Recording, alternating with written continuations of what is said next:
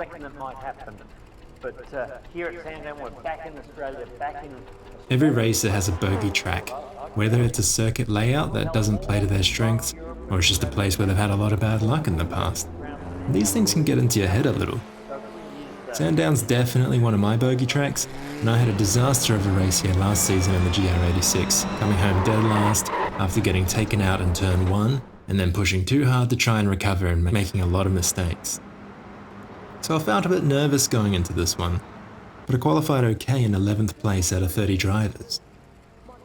The minute or so before the starter's lights come on is one of the most tense moments of the whole event. You're sitting there on the grid in relative silence, and you can hear your heart pounding in your chest in anticipation.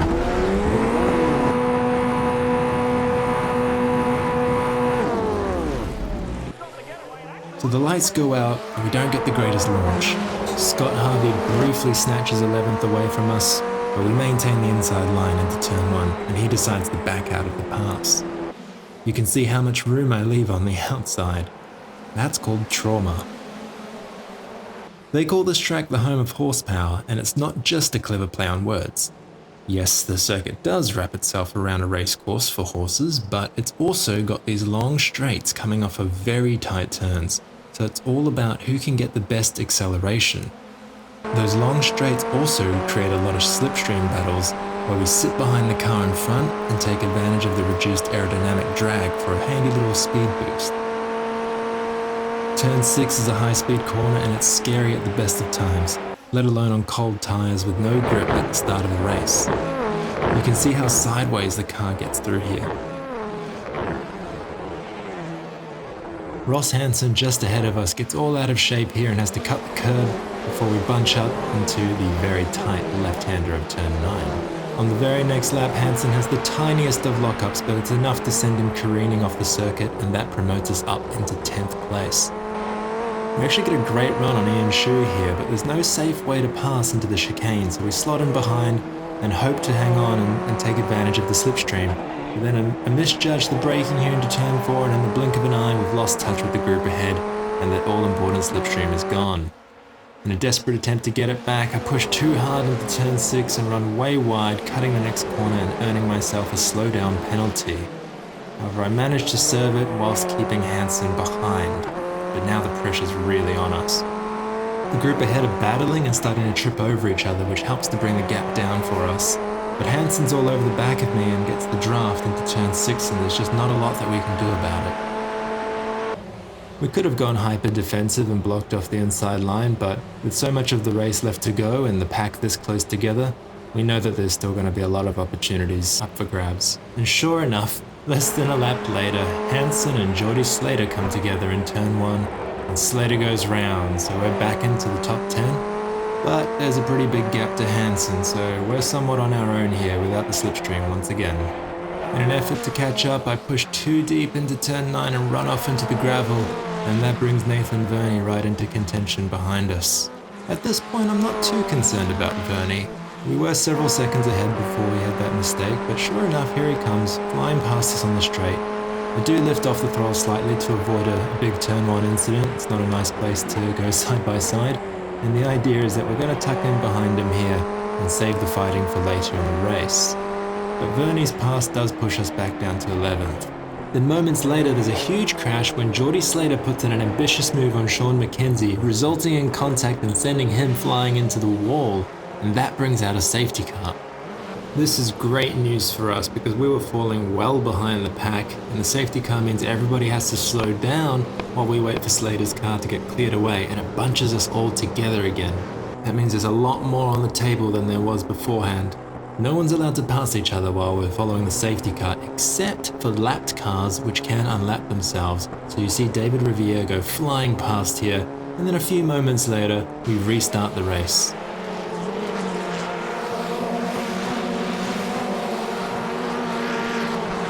I didn't get the strongest restart, and Verney already begins to pull a gap on me. But ahead of him, Ian Shu and Aidan Schweikart are fighting each other and slowing each other down, and that means that we tag right onto the back of them, and then Verney goes for a move into turn 1. But Zhu's got the inside line, so Verney has to concede, and all of this is fantastic for us because they're slowing each other down while they fight, and I'm just slotting in behind them to take advantage of that slipstream.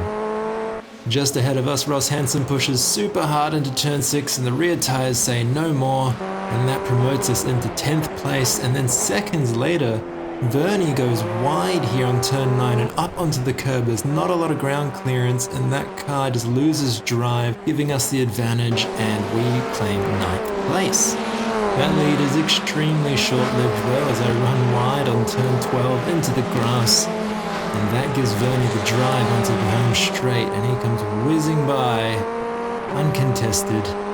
And so my plan is to just slot in behind him, try to get the slipstream, and work towards closing the gap to that group ahead of us.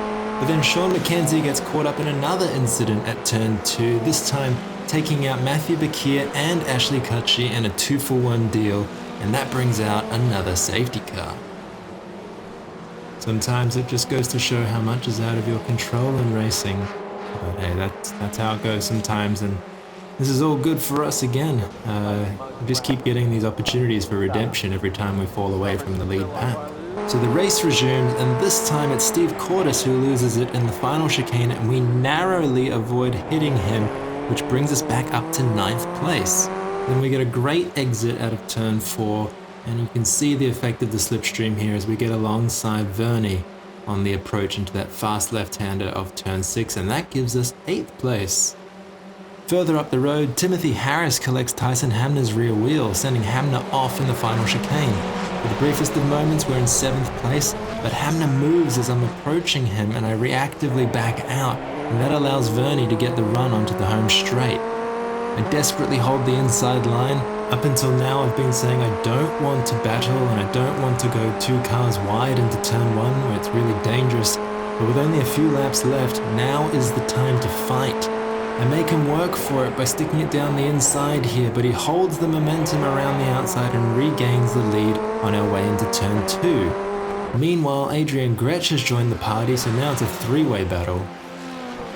The white flag comes out indicating it's the last lap, so now the pressure's really on, and Adrian Gretsch is looming large in my mirrors, and I crumble, running wide once again in turn 9. Adrian Gretsch gets right up alongside me here, but I am fighting to the bitter end. It's a drag race to the final chicane, and we just send it over the inside curb, sparks shooting out from the bottom of our car, and we block him off into turn 12, hoping to God that he doesn't get a better exit and slipstream us to the finish line. But we make it ahead of him by just 3.5 tenths to claim 8th place and our very first championship points for the season. So that was round 3 of the Australian Formula Ford E-Series at Sandown. Thanks so much for watching, and we'll catch you in the next one.